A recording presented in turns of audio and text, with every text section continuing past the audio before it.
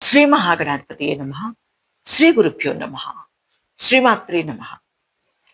పదద్వయ ప్రభాజాల పరాకృత సరోరుహ అనగా అర్థం ఏమిటి?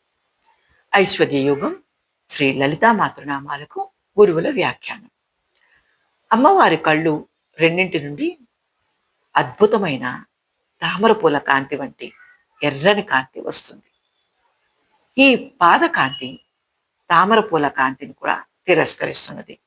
అనగా తామర పూలను కూడా జయించే అంత ఎర్రని సుకుమార కాంతి అమ్మ పాదాలది. సాధారణంగా పద్మాల కాంతి, సౌకుమార్యం ఇంకా ఏ పుష్పానికి ఉండదు.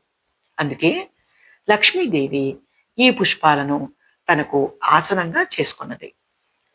బ్రహ్మ సృష్టికర్త అయి ఉండి కూడా ఈ పద్మాన్ని తనకు ఆసనంగా చేసుకున్నాడు. సౌకుమార్యానికి బ్రహ్మ, రంగు కోసం లక్ష్మి వీటిని స్వీకరించాడు. సరస్వతి తెల్ల తామర పువ్వు సౌకుమార్యాన్ని విద్యాస్వరూపంగా భావించింది. విద్యా సంపదలను అదుపులో పెట్టే అద్భుత శక్తి కలిగినవి ఆ పాదాలు అని లోకానికి చాటడానికి అమ్మవారు తన పాదద్వయ కాంతితో పద్మాలను తిరస్కరిస్తుంది. అమ్మవారి పాదాలు రెండు విద్యా లక్ష్మీ స్వరూపాలని పురాణాలు చెబుతున్నాయి. నమశివాయ చ నమశివాయ. బలం గురోర్ ప్రవర్తత.